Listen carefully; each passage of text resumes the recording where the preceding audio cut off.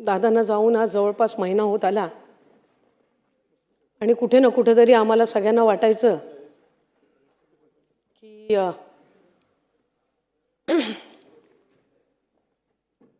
ते आमच्यामध्ये असतील, पण तो भ्रम आज या सभागृहाचं कामकाज सुरू झाल्यानंतर तुटला. कारण या सभागृहावर त्यांचं प्रचंड प्रेम. आज या सभागृहामध्ये ज्या वेळेला त्या खुर्चीवर त्यांना बघितलं नाही, त्यावेळेला ही वस्तुस्थिती मान्य करून आपल्याला आपल्या या नेत्याच्या शिवाय आयुष्य जगावं लागेल हे दुर्दैवाने आज बोलावं लागतंय. अनेकांनी माझ्या आधी दादांबद्दल भावना व्यक्त केल्या. 35-40 वर्ष त्यांनी सगळ्यांनी दादांसोबत काम केलं. मी 12 वर्षाची होती ज्यावेळेला मी दादांना पहिल्यांदा भेटली. 99 साली राष्ट्रवादी काँग्रेस पक्षाची स्थापना झाली. माझे वडील त्यावेळेला तटकरे साहेब आमदार होते. मनोऱ्याच्या, ज्याला आपण नवीन आमदार निवास म्हणून बोलायचो, तिथल्या 13व्या मजल्यावर त्यांची खोली.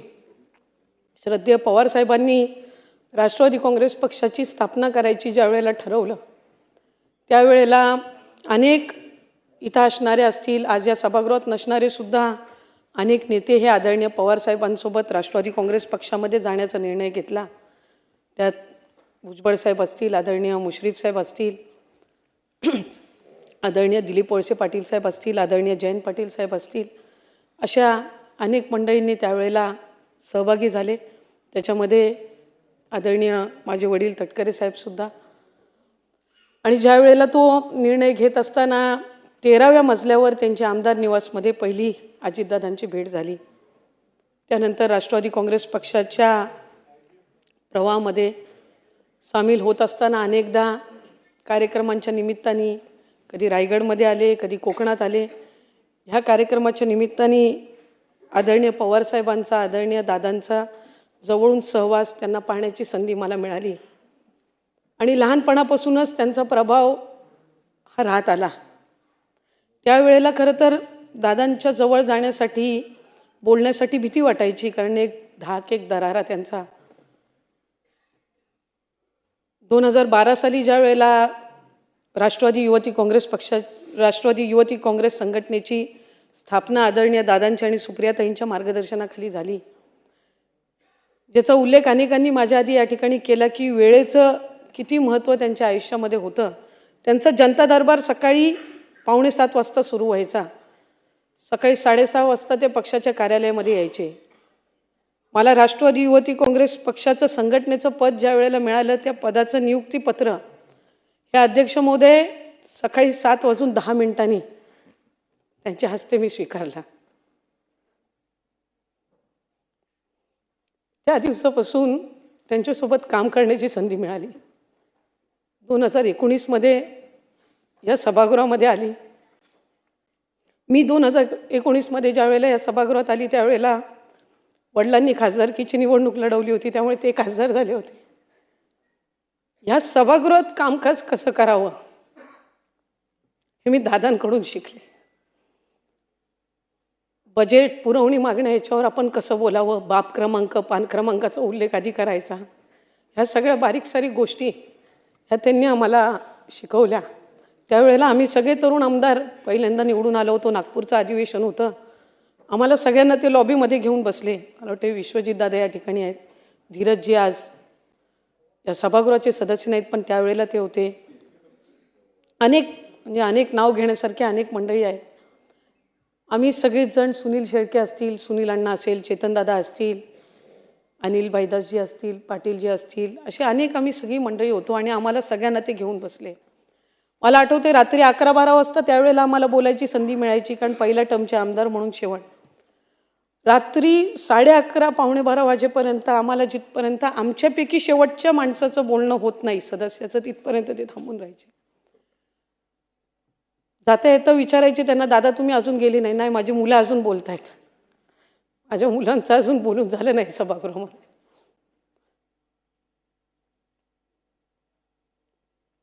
दर मंगळवारी आम्हाला भेटायचे. दर मंगळवारचं जेवण हे आमचं त्यांच्यासोबत असायचं. आणि इतका दांडगा संपर्क, इतकं मार्गदर्शन, इतक्या बारीक सारीक गोष्टीवर त्यांचं लक्ष असायचं. आणि आज ती व्यक्ती आमच्यामध्ये नाही. खरं तर व्यक्ती गमावल्याचं दुःख हे मोठं असतं, पण त्याच्यापेक्षा अधिक दुःख हे असतं की ती व्यक्ती आपल्याला परत कधीच पाहायला मिळणार नाही, त्याचा आवाज आपल्याला कधी ऐकायला येणार नाही. ही भावना ही मनाला दुःख आणि वेदना देणारी असते. आमच्यासाठी आमचा आधारस्तंभ हरपला, कारण त्यांच्या नेतृत्वाखाली आम्ही काम करत होतो. त्यांची कार्यपद्धती, त्यांची कामाची पद्धत, त्यांचं सगळं कामकाजाची पद्धत ही एक कार्यकर्ता म्हणून कशी आपल्याला आत्मसात करता येईल हा सातत्याने प्रयत्न असायचा. आणि ज्या वेळेला त्यांचं दुःखद निधन झालं त्यावेळेला सगळेच त्यांच्या कामाचं कौतुक करत होते. एक कार्यकर्ता म्हणून वाटायचं की हयातीत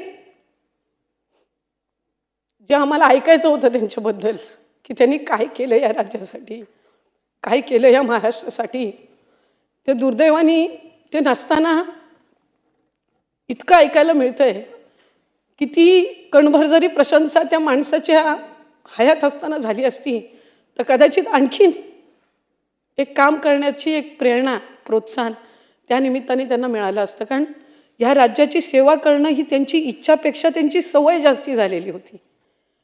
आणि त्या सवयीनुसार ते पहाटेपासून काम करायचे. आम्हाला सगळ्यांना सुद्धा सांगायचे की मंत्रालयामध्ये 3 दिवस हे तुम्ही दिलेच पाहिजेत. सोमवारी आम्ही मंत्रालयामध्ये यायचो, मंगळवारचा अख्खा दिवस त्यांच्यासोबत जायचा, बुधवारचा अख्खा दिवस त्यांच्यासोबत जायचा. आणि त्यांच्याशिवाय कधी काम करावं लागेल अशी भावना सुद्धा दुरान्वे सुद्धा मनाला स्पर्श करून कधी गेली नाही. मला आठवतंय 28 जून 2024 रोजी त्यांनी बजेट मांडलं. मुख्यमंत्री लाडकी बहीण योजना त्यांनी त्या बजेटमध्ये जाहीर केली. त्या दिवशी जे जॅकेट त्यांनी घातलं होतं गुलाबी रंगाचं, खरं तो रंग काही फारसा असा त्यांचा काय आवडीचा किंवा अशातला काही भाग नाही, पण ते जे जॅकेट घातलं त्या आमच्या आग्रा खातर नंतर 12 जॅकेट तशी शिवून घेतली. आणि मग प्रत्येक सभेमध्ये त्या जॅकेटनी ते प्रचाराला यायचे. आपल्या प्रत्येकाचा एक नेता असतो, त्या नेत्याच्या नेतृत्वाखाली आपण काम करत असतो. तो नेता आपला अभिमान असतो, तो नेता आपला माज असतो, ते चांगल्या पद्धतीनं माज असतो. हा आमचा रुबाबदार नेता चालत यायचे, तो रुबाबदारपणा बघून आम्हाला अभिमान वाटायचा. आणि आज जात असताना तो रुबाबदार नेता फक्त एकटा गेला नाही, कार्यकर्ता म्हणून आमचा रुबाब आणि माज पण जाताना सोबत घेऊन गेला.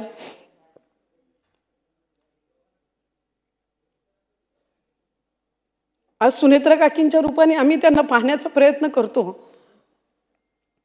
त्यांची जागा ही कधी कोणी भरून काढू शकणार नाही. कारण जराशे जरी रागवले, ओरडले तरी माहिती असायचं की हे वडील जसे आपले ओरडतात, चांगलं काम करण्यासाठी आपल्याला सूचना देतात त्या पद्धतीनं आहे. पण अनेकांनी त्याचा उल्लेख केला की ते थोडं ओरडून बोलले म्हणजे आपलं काम झालं, किंवा आपल्याला आणखीन चांगल्या पद्धतीनं काम करण्याच्यासाठीच ते त्या ठिकाणी आपल्याला बोलतात. म्हणून मला वाटत नाही कधी कोणाला त्या गोष्टीबद्दल कधी वाईट वाटलं असेल. उलट आम्हाला आनंदच वाटायचा की बोलले म्हणजे मी जवळची आहे, बोललो म्हणजे मी जवळचा आहे. अशा पद्धतीच्याच भावना ह्या आमच्या सगळ्यांमध्ये असायच्या. त्यांच्यावर इतका आमच्या सगळ्यांचा विश्वास होता की लोकसभेचा पराभव झाला तरी आमच्यातलं कोण सुटलं नाही कधी. ठीक आहे, एका निवडणुकीमध्ये पराभव होत असतो, पण तितक्याच ताकदीने आम्ही सगळेजण पुन्हा उभे राहिलो, कारण त्या नेतृत्वावर, त्या व्यक्तीवर आमचा विश्वास होता. आजही आम्हाला विश्वास आहे की ते जिथे कुठे असतील त्यांचं बारकाईनं आमच्या सगळ्यांवर लक्ष आहे. त्यांची आमच्याकडनं हीच अपेक्षा असणार आहे की आपण सगळ्यांनी आपापल्या मतदारसंघामध्ये काम करावं. या सभागृहामध्ये अनेकदा त्यांनी उल्लेख केला की आपण इथं एकटे उभे नसतो, आपण 3.5-4 लाख 5 लाख लोकांचं प्रतिनिधित्व इथं करत असतो आणि ते प्रतिनिधित्व करत असताना आपण एक लोकप्रतिनिधी म्हणून जबाबदारीने वागलं पाहिजे. त्यामुळे आमच्या सगळ्यांकडनंही त्यांच्या त्याच अपेक्षा असणार, ह्याबद्दल काही दुमत नाही. आणि आमचा तोच प्रयत्न राहील की जी प्रेरणा त्यांनी आम्हाला दिली, ज्या अपेक्षा त्यांनी आमच्याकडून ठेवल्या, त्या आमच्या परीने त्या आम्हाला पूर्ण करता याव्यात. विभाग म्हणून ज्या वेळेला आम्ही एक निर्णय घेतला, आईचं नाव मुलाच्या नावासोबत लावायचा, मंत्रिमंडळाच्या बैठकीमध्ये तो निर्णय झाला. पहिली पाटी दादांच्या कार्यालयाची बदलली. मी अजित, आशाताई, अनंतराव पवार अशी पाटी तिथं लागली. उपमुख्यमंत्री म्हणून त्यांनी जी शपथ घेतली त्याच्यामध्ये अजित, आशाताई, अनंतराव पवार म्हणून मी गांभीर्यपूर्वक दृढ कथन करतो. ही शपथ आम्हाला परत कधी ऐकायला मिळणार नाही. शेवटची सलामी ज्या वेळेला दिली जात होती, ती सलामी ते मुख्यमंत्री झाल्यावर आम्हाला पाहायला मिळावी अशी एक कार्यकर्ता म्हणून एक दांडगी इच्छा आणि स्वप्न आमच्या सगळ्यांचं होतं.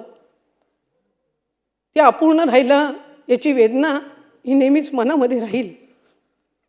पण त्यांनी जे महाराष्ट्रासाठी केलं ते प्रेम महाराष्ट्राकडून कदाचित त्यांना ते असताना अनुभवायला मिळालं नसेल. पण मी माझ्या भगवंताचरणी, श्रीकृष्णाचरणी प्रार्थना करीन, ते जिथं कुठं असतील तुझ्यापाशी, तिथलं उजवं स्थान तू त्यांना दे आणि आमच्या सगळ्यांच्या मनातल्या भावना ह्या तू त्यांच्यापर्यंत पोहोचव आणि त्यांना लवकर परत जन्म घेऊन या महाराष्ट्राच्या मातीतच पाठव. त्यांची अपूर्ण राहिलेली स्वप्न ही पूर्ण करण्याची ताकद आणि क्षमता आणि पाठबळ आज आम्ही सगळेच मिळून सुनेत्रा काकींना देऊ. पण त्या व्यक्तीची जागा ही कोणी भरून काढू शकणार नाही. ते दुःख, ते खंत एक कार्यकर्ता म्हणून आमच्या सगळ्यांच्या मनामध्ये राहील. खुल्या मनाने प्रशंसा करणारा, कधीही जातीपातीचं राजकारण न करणारा, एक महिला म्हणून किंवा पुरुष म्हणून भेदभाव न करणारा, आम्हाला सगळ्यांना तितकं स्थान देणारा हा एक खुल्या मनाचा नेता आम्ही गमावला. मी त्यांना श्रद्धांजली अर्पण करण्याची वेळ कधी आमच्या कोणावर येईल असं कधी वाटलं नव्हतं. पण आज अंतःकरणापासून मी त्यांना आदरांजली अर्पण करते. आणि त्यांच्या सहित ज्या इतर मान्यवरांना सुद्धा आज इथं श्रद्धांजली अर्पण करण्यासाठी आपण सर्वजण आहोत, मी त्यांना सुद्धा श्रद्धांजली अर्पण करते. आणि मला त्यांच्या शोक प्रस्तावावर आज बोलण्याची संधी दिली त्याबद्दल आपले आभार मानते. आणि शेवट फक्त इतकंच बोलीन, एकच वादा, अजितदादा.